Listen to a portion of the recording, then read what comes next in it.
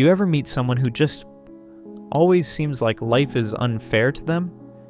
They tell you how people have mistreated them, how they've been overlooked, used, unappreciated, and they don't say it with arrogance.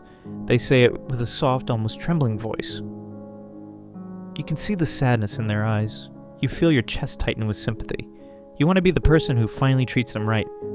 Maybe you're at a coffee shop with them, and as they talk, they keep glancing down at their cup, tracing the rim with their finger like they're too shy to meet your eyes for too long.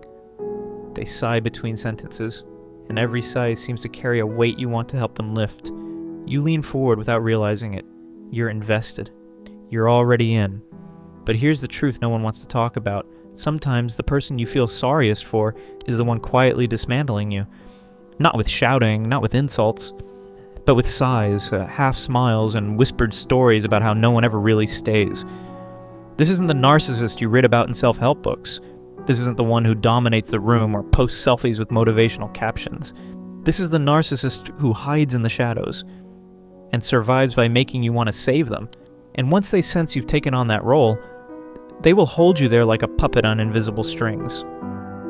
In my last videos, we've talked about the flashy kind of narcissist, the kind who thrives on praise and attention. But today, we're talking about the one that almost no one sees coming. Because the covert narcissist doesn't announce themselves. They don't strut in demanding you notice them. Instead, they sit back and let you do the work. They don't need to say, "I'm the star here." They make you want to put them in the spotlight.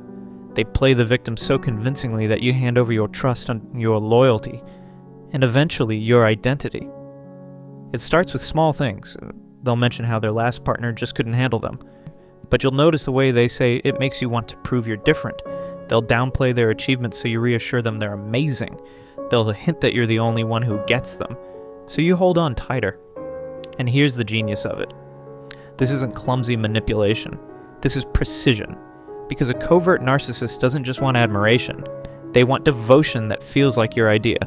They want you to believe you chose them freely, when in reality, they led you exactly where they wanted you to go. And they don't rush it. They'll let months pass, letting you deepen your emotional investment until walking away feels like tearing out part of yourself. By the time you notice the imbalance, you're already rewriting your own boundaries to keep them comfortable. Here's the thing. Their victimhood is the bait. And if you have empathy, deep, bone-level empathy, you're the perfect catch.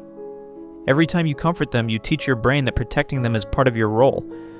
Every time you excuse their coldness because they're going through so much, you train yourself to absorb their pain as your own.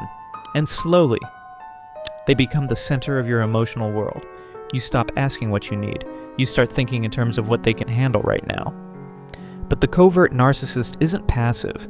Their humility has edges. They drop passive-aggressive comments when you're busy. "I know you have more important things to do than talk to me." They act wounded when you say no.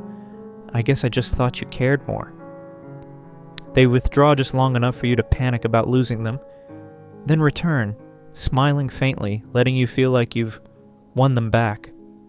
And here's the scientific part. Psychologists describe covert narcissists as having the same core traits as overt ones: grandiosity, entitlement, lack of genuine empathy, but masked by introversion, insecurity, and hypersensitivity to criticism. The danger? You can spot arrogance from a mile away. You can't spot a performance of vulnerability. That's why so many people stay. Because walking away from someone who's struggling feels cruel. Because saying this person is toxic when they've never yelled at you feels like you're the one who's cold. Because they plant just enough self-doubt in your mind to keep you wondering if maybe you're overreacting. And the longer you stay, the more they rewrite your internal story, until you believe their survival depends on you. And when you believe that, leaving feels like betrayal, not self-preservation.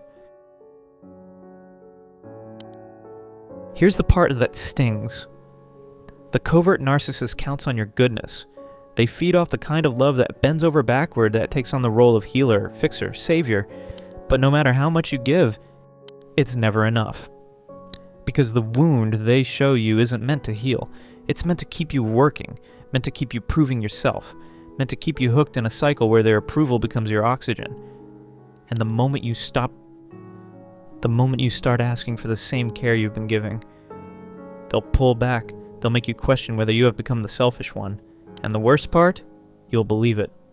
Because they've spent months, maybe years, convincing you that they are the fragile one, and you are the strong one who can't afford to let them down. So what do? You start by seeing the pattern. You stop confusing pity with love. You remember that empathy is only healthy when it flows both ways. If someone's pain is always on display but never changes, it's not healing. It's a performance. And if you walk away and feel guilty for saving yourself, that's the final proof that you were never supposed to save them in the first place. The covert narcissist's greatest trick is making you believe they're harmless. But the truth is, the ones who seem like they need you the most are sometimes the ones who will drain you until there's nothing left.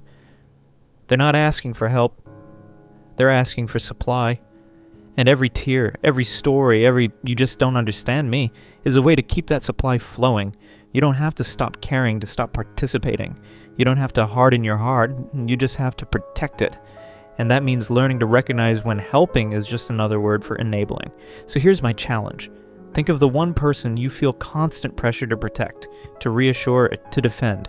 Ask yourself, do they give that same safety back to me? If the answer is no, you might not just be dealing with a wounded soul. You might be looking straight at the most dangerous narcissist you'll ever meet. If you want to understand exactly how they work,